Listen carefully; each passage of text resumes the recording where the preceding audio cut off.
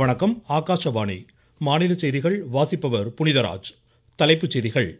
மக்களவைக்கு வரும் 20ஆம் தேதி நடைபெறும் 5வது கட்ட தேர்தலுக்கான பிரச்சாரத்தில் அரசியல் கட்சி தலைவர்கள் முனைப்புடன் ஈடுபட்டுள்ளனர். 57 மக்களவை தொகுதிகளுக்கு நடைபெறும் 7வது கட்ட தேர்தலுக்கான இறுதி வேட்பாளர் பட்டியல் இன்று மாலை வெளியிடப்படுகிறது. தமிழ்நாட்டில் அரசு உயர்கல்வி நிறுவனங்களில் மாற்றுத்திறனாளி மாணாக்கருக்கு 5% இடஒதுக்கீட்டை உறுதி செய்ய பல்கலைக்கழகங்களை மாநில அரசு அறிவுறுத்தியுள்ளது. கனமழை எச்சரிக்கை காரணமாக சுற்றுலா பயணிகள் அடுத்த 3 நாட்களுக்கு நீலகிரி மாவட்டம் வருவதை தவிர்க்க வேண்டும் என்று மாவட்ட நிர்வாகம் வேண்டுகோள் விடுத்துள்ளது. தாய்லாந்து ஓபன் பேட்மிண்டன் போட்டியின் ஆடவர் இரட்டையர் காலிறுதி ஆட்டத்தில் சிராக் ஷெட்டி ரான்கிரெட்டி இணை இன்று களமிறங்குகிறது. இனி விரிவான செய்திகள். 5வது கட்டமாக 49 மக்களவை தொகுதிகளுக்கு வரும் 20ஆம் தேதி நடைபெறும் தேர்தலுக்கான பிரச்சாரம் நாளை முடிவடைவதால் இதற்குட்பட்ட பகுதிகளில் அரசியல் கட்சி தலைவர்கள் உச்சக்கட்ட வாக்கு சேகரிப்பில் ஈடுபட்டுள்ளனர். உத்தரப்பிரதேச மாநிலம் பாராபங்கியில் தேர்தல் பிரச்சார வாகன பேரணியின் போது இன்று உரையாற்றிய பிஜேபி மூத்த தலைவரும் பிரதமருமான திரு நரேந்திர மோடி, அரசியல் லாபத்திற்காக சமாஜ்வாதி கட்சி மேற்கு வங்கத்திடம் அடைக்கலம் புகுந்துள்ளதாக குறை கூறினார். முத்தலாக் தடை சட்டம் நடைமுறைப்படுத்தப்பட்டதால் இஸ்லாமிய பெண்கள் பிஜேபிக்கு ஆதரவு தெரிவிப்பதாக குறிப்பிட்டார். தத்தம் தொகுதிகளில் வளர்ச்சியை விரும்புவோர் தேசிய ஜனநாயக கூட்டணிக்கு ஆதரவளிக்க வேண்டும் என்று அவர் கூறினார். வலுவான ஆட்சியை பிஜேபியால் மட்டுமே வழங்க முடியும் என்றும் அவர் தெரிவித்தார். தொடர்ந்து மகாராஷ்டிர மாநிலத்தில் அவர் இன்று தேர்தல் பொதுக்கூட்டத்தில் உரையாற்ற உள்ளார். காங்கிரஸ் கட்சியின் மூத்த தலைவர் திரு ராகுல் காந்தி உத்தரப்பிரதேச மாநிலம் ரேபரேலியில் இன்று மேற்கொண்ட தேர்தல் பரப்புரையில் காங்கிரஸ் ஆட்சிக்கு வந்தால் மாதந்தோறும் 10 கிலோ உணவு தானியங்கள் இலவசமாக வழங்கப்படும் என்று கூறினார். கல்வி, வேலைவாய்ப்பு ஊக்குவிக்கப்படும் என்றும் அவர் தெரிவித்தார். நாளை மாலையுடன் பிரச்சாரம் ஓய்வதால் சமாஜ்வாதி உள்ளிட்ட பிரதான கட்சிகளின் வேட்பாளர்களும் தலைவர்களும் தத்தம் சார்ந்த கட்சிகளுக்கு வாக்கு திரட்டும் பணிகளில் முனைப்புடன் ஈடுபட்டுள்ளனர். இதனிடையே மக்களவைக்கு வரும் 1ஆம் தேதி நடைபெறும் 7வது இறுதிக்கட்ட தேர்தலுக்கான இறுதி வேட்பாளர் பட்டியல் இன்று மாலை வெளியிடப்படுகிறது. இத்தொகுதிகளில் வேட்பு மனுக்களை திரும்ப பெறுவதற்கான கால அவகாசம் இன்றுடன் நிறைவடைகிறது. நாடு முழுவதும் 7 கட்ட மக்களவை தேர்தல் வாக்குகள் வரும் 4ஆம் தேதி எண்ணப்படுகின்றன. மின்னணு வர்த்தக பாதையில் நம் நாடு முன்னேறி வருவது பாராட்டிற்குரியது என்று மத்திய வர்த்தக தொழில்துறை அமைச்சகத்தின் வெளிநாட்டு வர்த்தக பிரிவு துணை தலைமை இயக்குனர் திரு வெங்கடேஷ் கூறியிருக்கிறார். புதுடில்லியில் உள்ளடக்கிய வளர்ச்சிக்கான வர்த்தக நிதி 5வது தேசிய உச்சி மாநாட்டில் இன்று உரையாற்றிய அவர் 93.55% அளவிற்கு நம் நாட்டின் சர்வதேச வர்த்தக பரிவர்த்தனை உள்ளதாக சுட்டிக்காட்டினார். வர்த்தகர்கள், வங்கியாளர்கள், நிதித்துறை அதிகாரிகள், பங்குதாரர்கள் உள்ளிட்டோர் எதிர்கால வர்த்தக நிதி மேலாண்மைக்கான தொழில்நுட்ப மேம்பாடு நிலைப்பாடுகளை கண்டறிய வேண்டும் என்றும் அவர் கேட்டுக்கொண்டார். இந்நிகழ்ச்சியில் பங்கேற்ற நித்தி ஆயோக்கின் மூத்த ஆலோசகர் திரு சஞ்சித் சிங், வரும் 2047ஆம் ஆண்டிற்குள் வளர்ச்சியடைந்த தேசமாக நம் நாடு முன்னேற நிதி வர்த்தகம் தொடர்பான பேச்சுவார்த்தைகள் அவசியம் என்று குறிப்பிட்டார். இந்தியா மங்கோலியா நாட்டு பாதுகாப்பு செயலர்கள் நிலையிலான 12வது கூட்டு அமைச்சக பேச்சுவார்த்தைகள் அந்நாட்டின் தலைநகரான உலான்பாத்தரில் இன்று நிறைவடைந்தது. இருதரப்பு பாதுகாப்பு ஒத்துழைப்பு குறித்து இதில் விரிவாக ஆய்வு செய்யப்பட்டதோடு தற்போதைய புவி அரசியல் நிலைமை குறித்தும் விவாதிக்கப்பட்டது. இரு நாடுகளுக்கு இடையிலான பாதுகாப்பு ஒத்துழைப்பு குறித்து இந்த பேச்சுவார்த்தைகளின் போது திருப்தி வெளியிடப்பட்டது. பாதுகாப்புத்துறை இணை செயலர் திரு அமிதாப் பிரசாத் இந்தியா சார்பில் இப்பேச்சுவார்த்தையில் பங்கேற்றார்.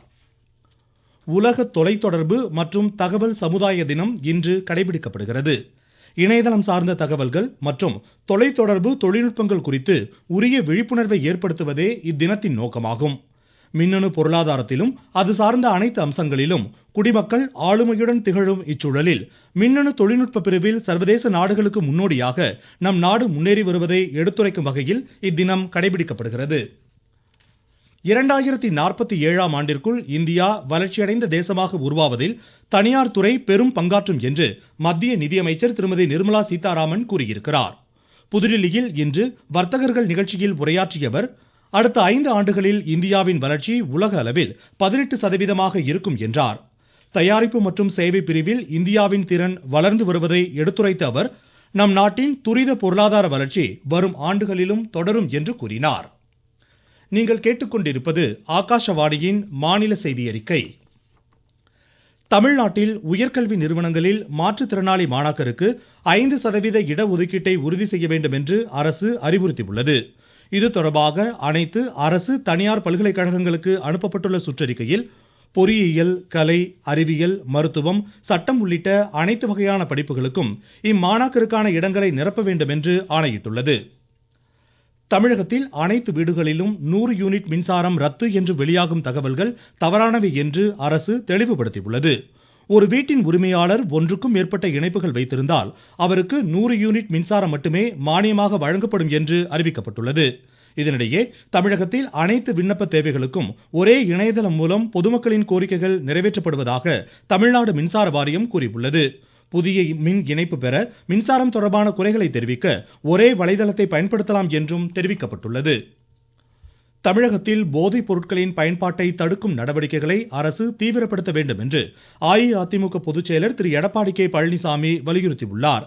இதுகுறித்து அவர் வெளியிட்டுள்ள சமூக வலைதள பதிவில் போதைப் பொருள் பயன்பாட்டை முற்றிலும் ஒழித்து அதில் ஈடுபடுவோர் மீது கடும் நடவடிக்கைகளை மேற்கொள்ள வேண்டும் என்று கூறியுள்ளார். இதனிடையே அரக்கோணத்தில் எர்ணாகுளம் அதிவிரைவு ரயிலில் போதைப் பொருள் கடத்தி வந்த 2 பேரை காவல்துறையினர் இன்று கைது செய்துள்ளனர். அவர்களிடம் இருந்து 16 கிலோ போதைப் பொருட்கள் பறிமுதல் செய்யப்பட்டன. தமிழகத்தில் கோடை விடுமுறைக்கு பின்னர் பள்ளிகள் மீண்டும் திறக்கப்பட உள்ள நிலையில் பள்ளி வாகனங்களின் பாதுகாப்பை உறுதி செய்யும் நடவடிக்கையை அரசு தீவிரப்படுத்தியுள்ளது. மாநிலம் முழுவதும் அனைத்து பள்ளி வாகனங்கள் தணிக்கை செய்யும் பணிகள் நடைபெற்று வருகின்றன. நாமக்கல் மாவட்டம் ராசிபுரத்தில் 264 தனியார் பள்ளி வாகனங்கள் தணிக்கை செய்யப்பட்டதில் குறைபாடு காணப்பட்ட 10 பள்ளி வாகனங்கள் மறு ஆய்விற்கு உட்படுத்தப்பட்டுள்ளன. நீலகிரி மாவட்டத்தின் பல்வேறு பகுதிகளில் அடுத்த 3 தினங்களுக்கு கனமழை பெய்யும் என்று எச்சரிக்கை விடுக்கப்பட்டுள்ளதால் மாவட்ட நிர்வாகம் முன்னெச்சரிக்கை நடவடிக்கைகளை தீவிரப்படுத்தியுள்ளது. மழையை கருத்தில் கொண்டு சுற்றுலா பயணிகள் அடுத்த 3 தினங்களுக்கு நீலகிரி பயணத்தை தவிர்க்க மாவட்ட ஆட்சித்தலைவர் திருமதி அருணா அறிவுறுத்தியுள்ளார். இதுகுறித்து எமது செய்தியாளர். நீலகிரி மாவட்டத்திற்கு 18, 19, 20 ஆகிய 3 நாட்கள் கனமழை பெய்யக்கூடும் என்பதால் இந்திய வானிலை ஆய்வு மையம் ஆரஞ்சு அலர்ட் விடுத்துள்ளது. இதனால் மாவட்ட நிர்வாகம் முன்னெச்சரிக்கை நடவடிக்கைகளை தீவிரப்படுத்தியுள்ளது. மழைக்காலங்களில் நிலச்சரிவு ஏற்படுவதுடன் சாலைகளில் மரங்களும் சாய்கின்றன. இதனால் உயிர் சேதமும் ஏற்படுகிறது. அசம்பாவிதங்களை தவிர்க்கும் பொருட்டு இந்த 3 நாட்கள் சுற்றுலா பயணிகள் நீலகிரி பயணத்தை தவிர்க்க மாவட்ட ஆட்சியர் அருணா வேண்டுகோள் விடுத்துள்ளார். உதகையிலிருந்து சரவணன். நாகை மாவட்டம் வேதாரண்யத்தில் தொடர்ந்து பெய்த கோடை கனமழையின் காரணமாக உப்பு உற்பத்தி முழுமையாக பாதிக்கப்பட்டுள்ளது. உப்பளங்களில் மழைநீர் தேங்கி காணப்படும் நிலையில் விட்டு மழை பெய்து வருவதால் வெளி மாநிலங்களுக்கு லாரிகளில் உப்பை ஏற்ற முடியாத நிலை ஏற்பட்டுள்ளதாக எமது செய்தியாளர் தெரிவிக்கிறார். வேதாரண்யத்தில் தொடர்ந்து பெய்த கோடை மழையின் காரணமாக உப்பு உற்பத்தி முழுமையாக பாதிப்படைந்துள்ளது. உப்பள பாத்திகளில் மழைநீர் முழுமையாக தேங்கி காணப்படுகிறது. கோடை மழை விட்டு பெய்து வருவதால் வெளிமாநிலங்களுக்கு லாரிகளில் உப்பை ஏற்ற முடியாத நிலை ஏற்பட்டுள்ளது. உப்பளங்களில் சேமித்து வைத்துள்ள உப்பு மழையில் நனைந்து விடாமல் இருப்பதற்காக தார்பாயில் கொண்டு மூடும் பணிகளில் உப்பள தொழிலாளர்கள் ஈடுபட்டுள்ளனர். நாகையில் இருந்து செல்வன் ஜெபராஜ். வளிமண்டல கீழடுக்கு சுழற்சி காரணமாக கன்னியாகுமரி, திருநெல்வேலி, தென்காசி மாவட்டங்களில் இன்று கன முதல் மிக கனமழையும், நீலகிரி, கோவை மாவட்ட மலைப்பகுதிகள், திருப்பூர், திண்டுக்கல், தேனி, விருதுநகர், மதுரை, சிவகங்கை, ராமநாதபுரம், தூத்துக்குடி, புதுக்கோட்டை மாவட்டங்களில் கனமழையும் பெய்ய வாய்ப்பிருப்பதாக சென்னை வானிலை ஆய்வு மையம் தெரிவித்துள்ளது. தமிழ்நாட்டில் பரவலாக வரும் 23ஆம் தேதி வரை மிதமானது முதல் கனமழை பெய்யக்கூடும் என்றும் இம்மையம் கூறியுள்ளது. இதனிடையே தஞ்சாவூர், திருவாரூர், நாகை, மயிலாடுதுறை, புதுக்கோட்டை, ராமநாதபுரம், தூத்துக்குடி, கடலூர், செங்கல்பட்டு மாவட்டங்களில் அடுத்த 3 மணி நேரத்தில் இடி மின்னலுடன் கூடிய மிதமான மழைக்கு வாய்ப்பிருப்பதாக சென்னை வானிலை ஆய்வு மையம் தெரிவித்துள்ளது.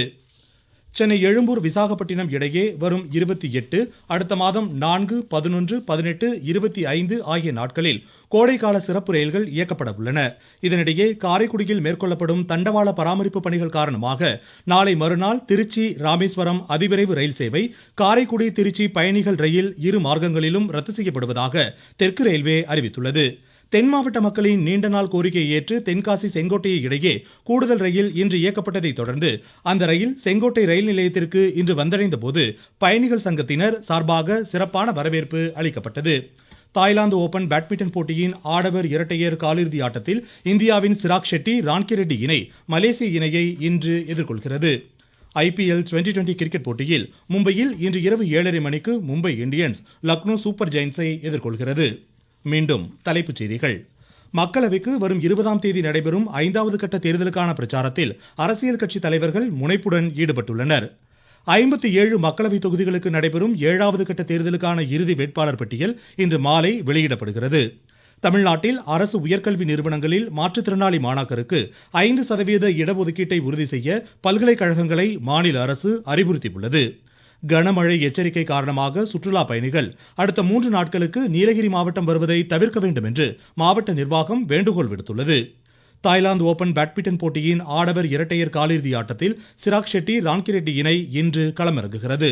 இத்துடன் இந்த செய்தி அறிக்கை முடிவடைந்தது.